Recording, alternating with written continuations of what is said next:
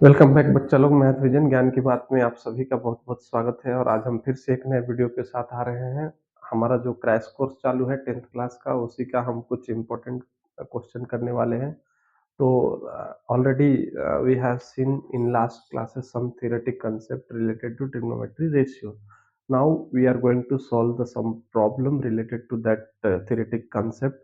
तो मैं कुछ ऐसे प्रॉब्लम ले रहा हूँ जो PYQ क्वेश्चन है, पहले एग्जाम में आया हुआ है। तो मैं एक क्वेश्चन लिखता हूँ बच्चों, देखो, और इसको हम सॉल्व करने की कोशिश करेंगे। क्या बोला जा रहा है क्वेश्चन में? बोला जा रहा है कि in a triangle ABC, in a triangle ABC, right angle at C,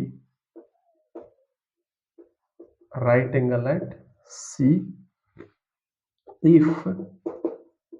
if tan A is equal to 1 by root 3, tan A equal to 1 by root 3, then find the value of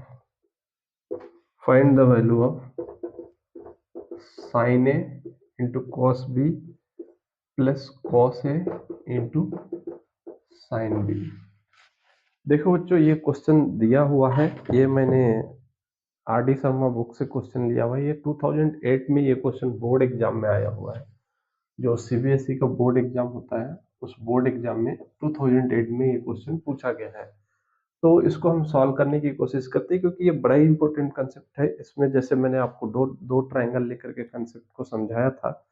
तो यहाँ पे देखो, सबसे पहले मैं समझाता हूँ कि क्या बोला जा रहा है क्वेश्चन में। एक यहाँ पे ट्रायंगल है, और जैसा कि बोला गया है कि सी जो है राइट एंगल है। अब देखो, किस एंगल के रेस्पेक्ट में बात किया जा रहा है। तो सबसे पहले एंगल ए के रेस्पेक्ट में एक बार बात किया जा रहा है। दूसरा केस ये है कि यहाँ पे फिर से राइट एंगल एट सी है, और ए और बी, और एक बार एंगल बी के रेस्पेक्ट में बोला जा रहा है। यहाँ पे जो वैल्यू फाइंड करना है, sine A cos B cos A sign B का वैल्यू निकाल के हमको प्रॉब्लम को सॉल्व करना है। अब देखो बच्चों, जैसा कि मैंने आपको समझाया हुआ है कि अगर ये वाला केस को हम सॉल्व करते हैं तो ये वाला अपोजिट होगा, ये वाला परपेंडिकुलर होगा, और ये वाला हाइपोटेन्यूस होगा। इस केस में अगर एंगल यहाँ पे बनता है तो ये वाला अपोजिट है, ये वाला बेस हो जाएगा, ये वाला बेस होगा। बच्चों एक बार ध्यान से देखना, इसी चीज को एडजेसेंट बोला जाता है, और ये जो है हाइपोटेन्यूस है। बेस को हम एडजेसेंट भी बोल सकते हैं, एक ही बात है दोनों। अब देखो, इसमें हमारा जो वैल्यू गिवन है, सॉल्यूशन में देखते हैं। tan a इक्वल टू दिया हुआ है, tan a equal to 1 by root 3 दिया हुआ है। मतलब इस एंगल के रेस्पेक्ट में हमारे पास वैल्यू है। अब देखते हैं, tan a is equal to जो होता है p बाई बी होता है, परपेंडिकुलर बाई बेस होता है, और ये 1 बाई रूट 3 है। तो यहाँ से हम बोल सकते हैं कि p का वैल्यू 1 है और b का कोरिस्पॉन्डिंग वैल्यू रूट 3 है।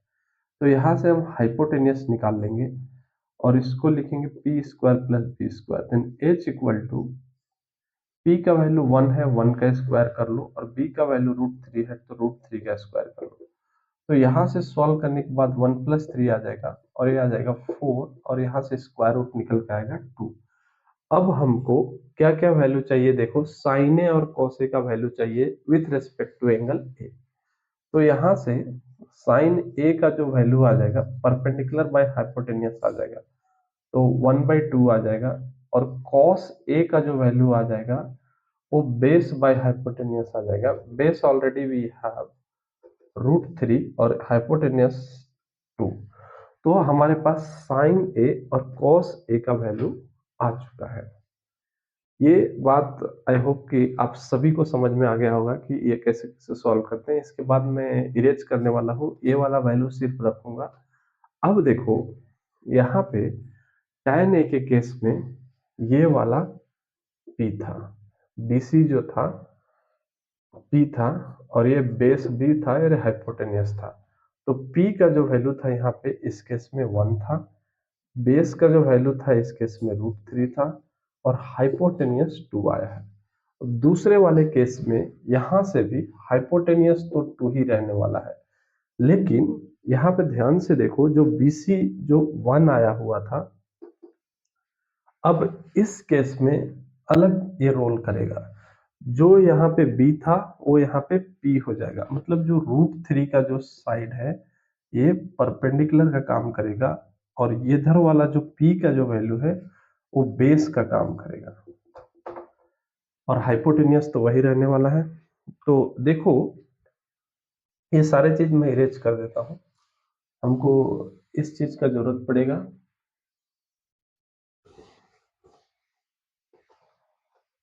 अब देखो हम इसी चीज को अगर cos b फाइंड करना चाहें,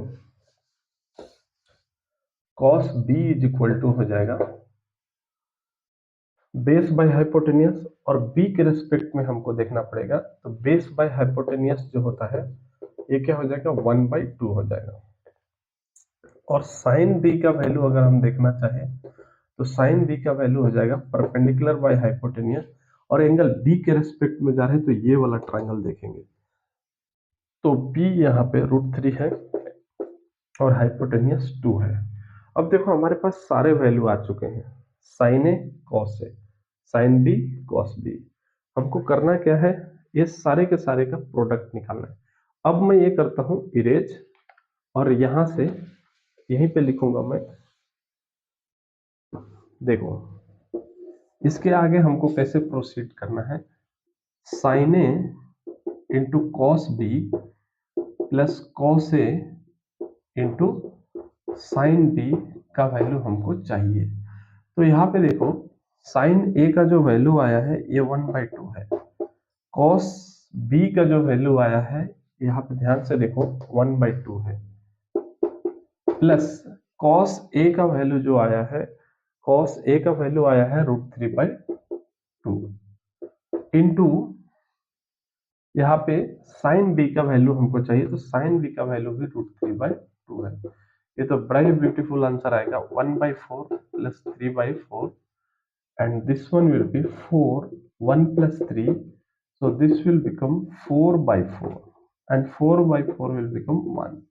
So this is the final answer for this question. तो आई होप बच्चों की ये आपको समझ में आया होगा। ये जो क्वेश्चन है ये 2008 बोर्ड एग्जाम में पूछा गया है, ये लॉजिकल क्वेश्चन है, इसलिए ये बोर्ड एग्जाम में आया हुआ है। तो आई होप कि आप ये अच्छे से समझ गए होंगे, और मैंने समझाने की भी कोशिश किया है। अगर आपको समझ में नहीं आता है तो वीडियो को रिपीट करके देखो, और हाँ, do not forget to share with your friend, family, whoever going to write the board exam. Thank you so much. We'll meet in next video.